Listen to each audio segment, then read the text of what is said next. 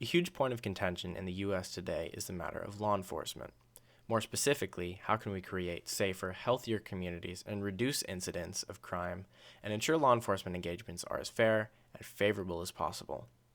In the wake of a number of incidents gone viral depicting the use of excessive force by officers, one of the proposed solutions to address the problems of excessive force and higher rates of force among racial minorities is to cut funding to police departments, instead opting to allocate said funds to other solutions of community management, such as education, better education and schooling systems, after-school programs, homeless shelters, affordable housing, welfare, career training opportunities, etc.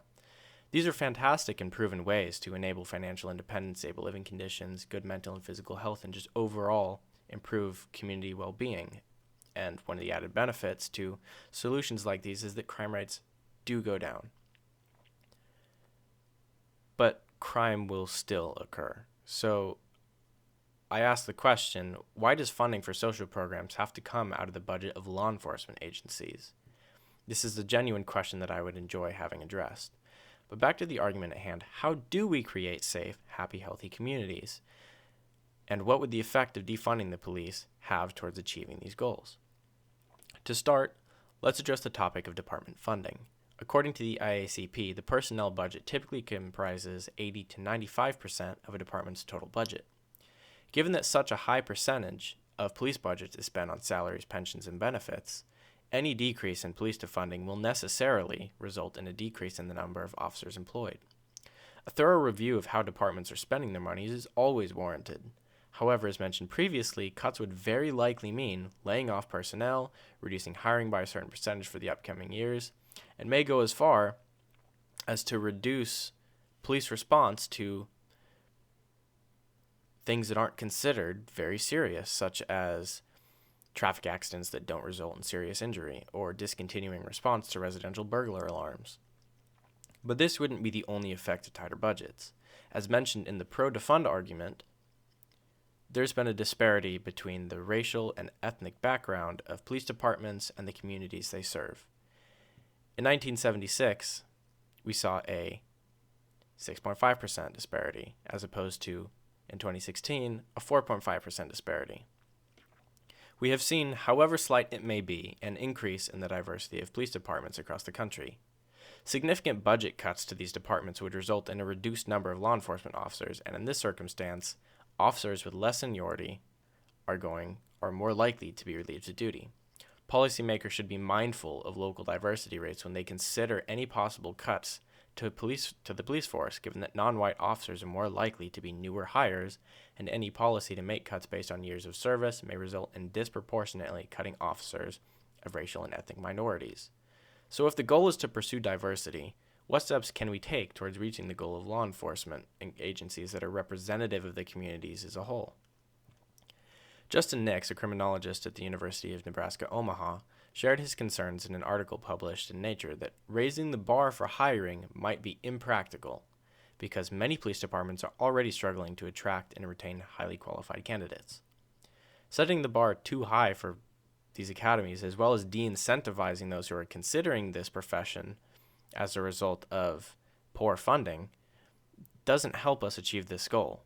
So if defunding doesn't help us to achieve diversity in our police departments, what will? The purpose of law enforcement in a free society is to promote public safety and uphold the rule of law so that individual liberty may flourish. Trust and accountability between law enforcement and the communities they are sworn to protect is essential towards advancing these goals. We know that police are necessary and effective at reducing crime. Take New York City, for example.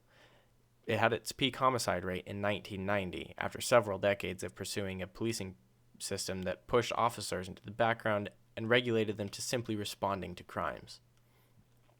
In 1990, New York City had 2,245 murders. After switching to a community-based policing with the goal of preventing crime, New York City has seen a dramatic decrease in both shootings and murders, down to just 292 in 2017. This is in large part due to officer training, increased police diversification, and improved policing methods. The fact that communities the fact is that American communities are overwhelmingly safer with police than without police. But regardless of the statistical impact on crime, it's important that communities feel safer and that policing is seen as a noble and well-respected profession. That is the key to bringing more diversity into our law enforcement agencies. Defunding our nation's police departments would only lead to more crime and chaos that would directly harm the communities who disproportionately suffer the most. Defunding, as budget cuts would inevitably result in less officers serving longer shifts, we can also expect greater levels of stress and burnout among these officers. A small but growing body of research links long hours and officer fatigue to a host of public safety issues. Fatigue may do more than just affect the way officers perform routine tasks such as maneuvering a patrol car. Recent evidence suggests it can influence their ability to exercise good judgment.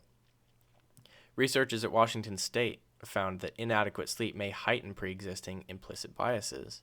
A study of the Phoenix Police Department compared officers working 10-hour shifts to 13-hour shifts. Longer shifts didn't result in fewer arrests or field interrogations, nor did they hinder pass rates on shooting tests. But the number of complaints made against those in the 13-hour group were significantly higher than for the 10-hour group. And to bring things closer to home, a recent audit of the King County Sheriff's Office further associated overtime with a litany of personnel problems. Working only 1 hour of overtime per week increased the chances that an officer would be involved in a use of force incident the following week by 2.7%, and increased odds of ethics violations by 3.1%. One of the necessary steps towards increasing the effectiveness of police is to ensure that the mental, physical, and emotional health of our police force is good. According to a paper published in NCBI, a recent study found that newer officers who had not yet been exposed to on-duty traumatic incidents were less emotionally well-adjusted than trauma-exposed senior officers who have developed more resiliency. Of course, in any given moment, a police officer's emotions will significantly impact their job performance. For example, as quoted in the NCBI article, when they were anxious, the officers had a stronger expectation of threat, which caused them to shoot earlier and make more mistakes. Police work is also socially challenging. In addition to developing the skills necessary to effectively navigate the difficulties often encountered when interacting with members of the community, police officers are also faced with significant obstacles coping with the strain that police work places on their friendships and their relationships with loved ones. Combine all of these stresses due to the nature of the job, poor training and resources, under-equipped and overworked officers, and you're just asking for something to go wrong. So what can we do to solve the issue of police brutality, as officers should be held accountable for their actions? There are reforms that need to be made.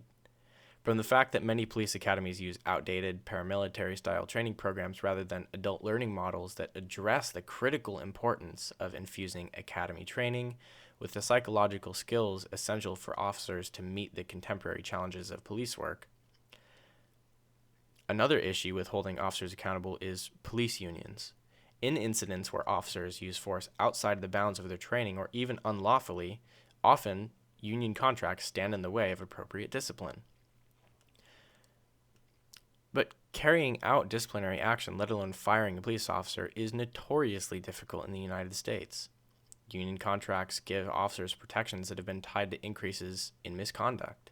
In many states, a Bill of Rights for law enforcement officers shields personnel from investigations into misconduct. This is self-evidently, to put it lightly, problematic. However, the solution to these problems isn't through cutting police budgets. Departments need funding in order to train and pay their officers, and defunding the law enforcement agencies that keep our community safe isn't conducive to establishing more effective policing practices.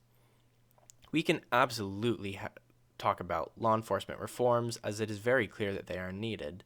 However, defunding law enforcement isn't an effective way to go about creating happier, healthier, safer communities.